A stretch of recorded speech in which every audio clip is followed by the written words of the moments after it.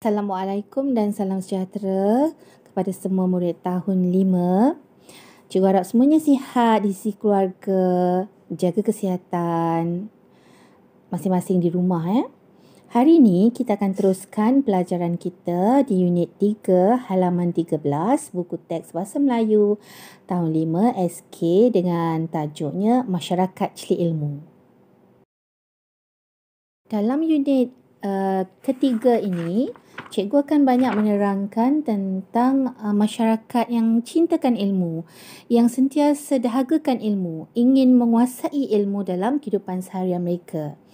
Jadi hari ini fokus kita kepada halaman 14 dan 15, iaitu tajuknya yang lebih khusus iaitu keluarga berjaya. Jom kita baca sama-sama. Sebelum cikgu bimbing murid-murid membaca dengan intonasi yang sesuai dan tepat, cikgu ingin terangkan bahawa aktiviti kita hari ini ialah melibatkan membaca dan menyatakan maklumat tersurat dan tersirat untuk memberikan respons. Cikgu akan bimbing bagaimana murid memberikan respon terhadap bahan bacaan kita pada hari ini ya. Jom kita mulakan dengan perenggan yang pertama, keluarga berjaya. Afifi, Kaijun dan Sofia telah menyertai lawatan sambil belajar anjuran Kelab Pembimbing Rakan Sebaya SK Seri Damai. Mereka ke perkampungan orang asli di Selangor. Lawatan itu untuk beramah mesra dan menyelami kehidupan masyarakat orang asli di sana. Jika kita teliti gambar tersebut, kita dapat lihat Afifi, Kaijun dan Sofia serta rakan-rakan lain yang terdiri daripada ahli-ahli Kelab Pembimbing Rakan Sebaya SK Seri Damai telah sampai ke perkampungan orang asli tersebut. Mereka datang menaiki bas ya, dengan disertai oleh guru-guru pengiring dari SK Seri Damai sendiri. Kita teruskan bacaan lagi dengan perenggan yang kedua ya. Mereka telah diperkenalkan oleh Tok Batin dengan keluarga Encik Anjang. Afifi tertarik akan sikap Encik Anjang dan keluarganya yang mempamerkan raut wajah yang tenang. Tutur kata mereka pula sopan dan penuh beradab. Kehadiran rombongan itu ke rumahnya disambut dengan tangan terbuka. Tangan terbuka di sini bermaksud kehadiran rakan-rakan pembimbing rakan sebaya ini ke rumah Encik Anjang disambut dengan penuh kegembiraan oleh keluarga mereka. Jika murid-murid lihat dalam perenggan ini, kita dapat telitikan mereka, keluarga Encik Anjang ini, tutur kata mereka amat sopan dan penuh beradab. Itu melambangkan ketinggian budi bahasa yang dimiliki oleh keluarga Encik Anjang tersebut. Kita teruskan bacaan dengan perenggan yang ketiga ya. Menurut Tok Batin, keluarga Encik Anjang contoh keluarga yang berjaya di kampung itu. Walaupun Encik Anjang tidak mahir menulis dan membaca, beliau amat mementingkan disiplin dan pendidikan kepada anak-anaknya. Oleh sebab itu, beliau memberikan pendidikan yang sempurna kepada keempat-empat orang anaknya sehingga berjaya. Di sini kita lihat, Encik Anjang memang tidak ada kemahiran menulis dan membaca. Buta huruf ya Encik Anjang ni. Tetapi sikap beliau sebagai bapa begitu tinggi sekali ya, disiplinnya, sehingga anak-anaknya dididik menjadi insan-insan yang berjaya. Inilah hasilnya ya murid-murid. Kalau kita lihat, 4 orang anak Encik Anjang itu memiliki pekerjaan yang boleh dibanggakan. Yang pertama kita nampak Emaliana, merupakan seorang guru. Rosie, doktor Rosie. Nasri pula inspektor polis Inspektor Nazri. Dan Zumika, seorang jurutera. Hebat-hebat pekerjaan anak Encik Anjang ni.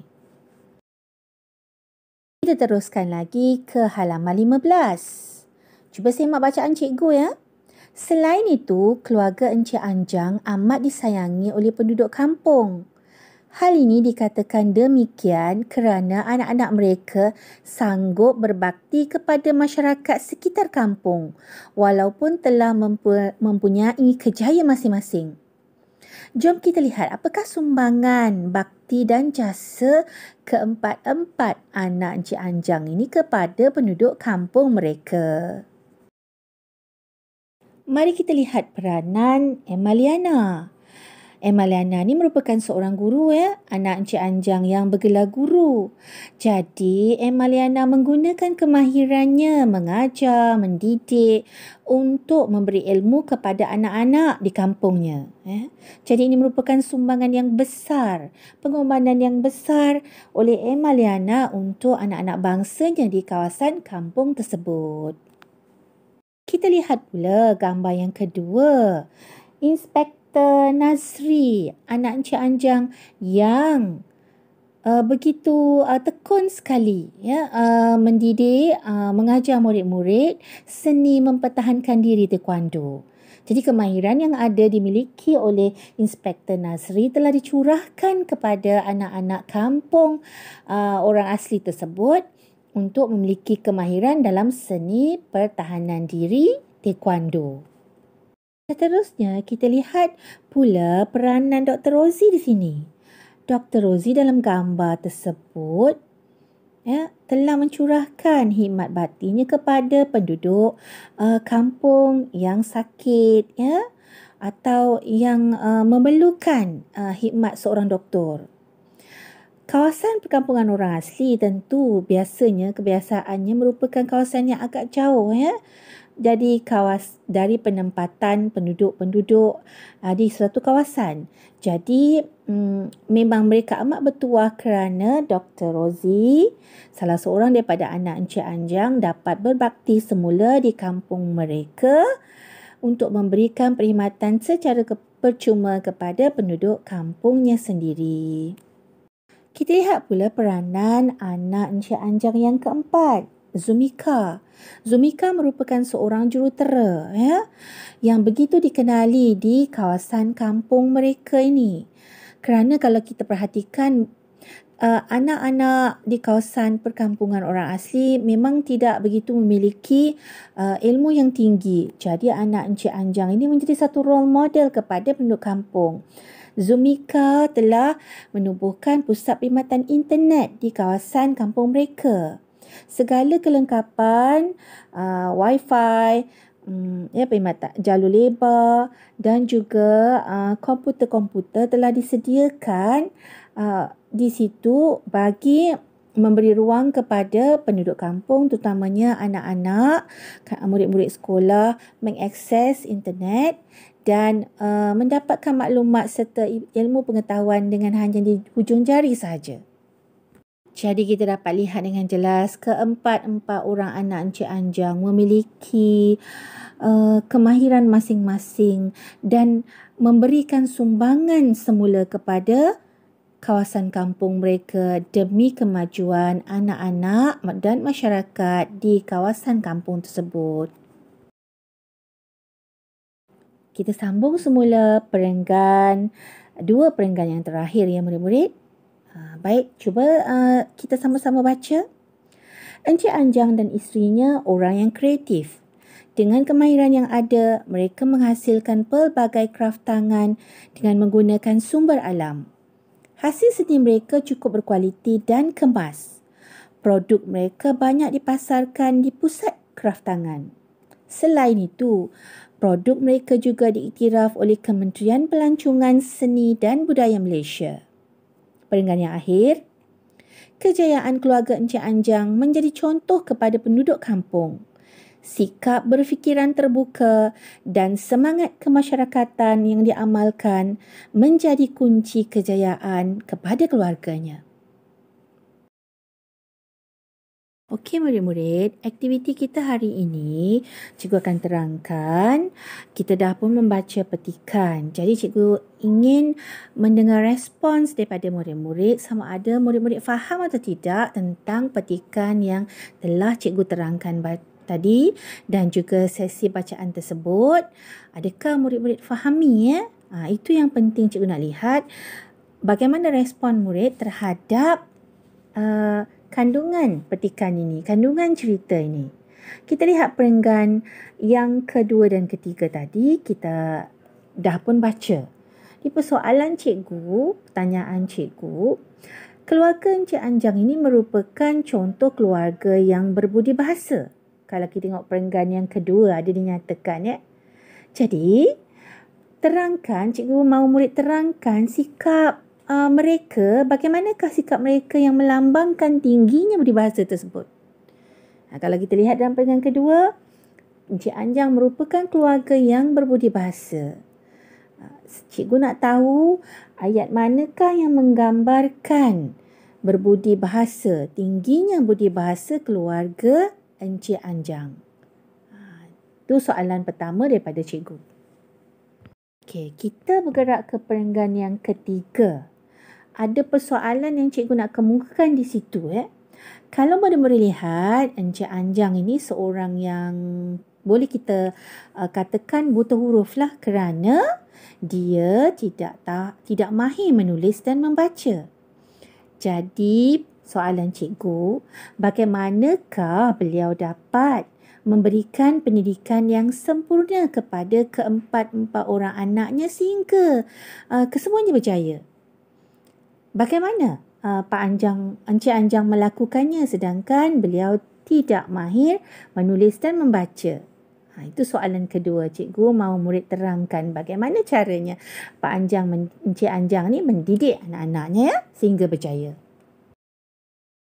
Soalan ketiga yang cikgu ingin kemukakan ialah berdasarkan gambar keempat-empat anak Encik Anjang tersebut. Jika kita lihat berdasarkan gambar itu, keempat-empat gambar tersebut telah menerangkan sumbangan dan bakti setiap anak Encik Anjang kepada masyarakat di perkampungan orang asli tersebut. Jadi apa yang cikgu ingin murid terangkan, respon ialah apakah sumbangan setiap anak Encik Anjang. Apakah sumbangan Dr. Rosie misalnya, Cikgu Emaliana, Inspektor Nasri dan juga Zumika. Apakah sumbangan mereka kepada penduduk kampung berdasarkan gambar tersebut? Cikgu tahu murid-murid dah dengar tadi kan penerangan cikgu. Jadi cikgu mahu murid respon kepada ketiga-tiga soalan yang cikgu telah nyatakan tadi. Jom kita lihat semula soalan-soalannya. Baik murid-murid, kita lihat semula soalan satu tadi berdasarkan perenggan yang kedua ya. Keluarga Encik Anjang merupakan contoh keluarga yang berbudi bahasa.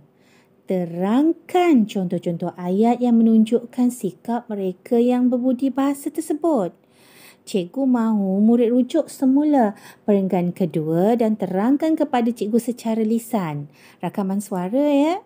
Bagaimanakah sikap berbudi bahasa yang ditunjukkan oleh mereka? Ada ayat-ayat dalam perenggan kedua yang menggambarkan sikap berbudi bahasa tersebut.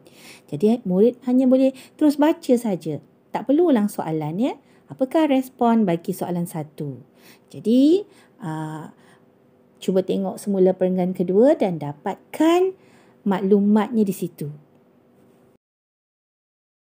Seterusnya soalan kedua, Encik Anjang seorang yang buta huruf, iaitu tidak mahir menulis dan membaca. Jadi bagaimanakah beliau dapat memberikan pendidikan yang sempurna kepada keempat-empat orang anaknya sehingga berjaya? Respon bagi soalan ini ada di perenggan yang ketiga. Cuba murid teliti ayat mana yang menunjukkan bagaimana Pak Anjang dapat memberikan pendidikan yang sempurna kepada anak-anaknya sehingga berjaya. Cari maklumatnya di situ ya untuk berikan jawapan, respon kepada cikgu berhubung pemahaman kamu terhadap soalan yang kedua. Baik, persoalan yang terakhir, soalan yang ketiga.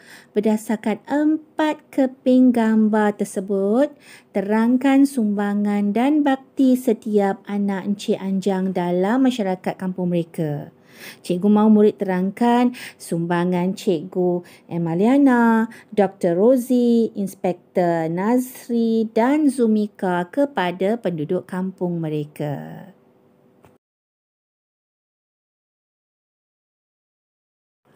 murid-murid, begitulah tadi persoalan yang telah cikgu kemukakan berkaitan keluarga Pak Anjang, sebuah keluarga yang berjaya di perkampungan orang asli di Selangor. Jadi, cikgu harap murid-murid dapat memahami petikan bacaan ini dengan baik dan dapat menerangkan kepada cikgu semula dengan menjawab, memberikan respon terhadap soalan-soalan 1, 2 dan 3 yang telah cikgu kemukakan. Jadi, demikian saja slot kita hari ini. Selamat membaca dan selamat memberikan respon yang tepat berdasarkan bahan bacaan yang kita dah baca tadi. Cikgu mahu murid-murid menghantar tugasan melalui rakaman suara atau audio ya. Kerana hari ini kemahiran kita ialah kemahiran membaca, bukannya kemahiran menulis. Okey, selamat memberikan respons.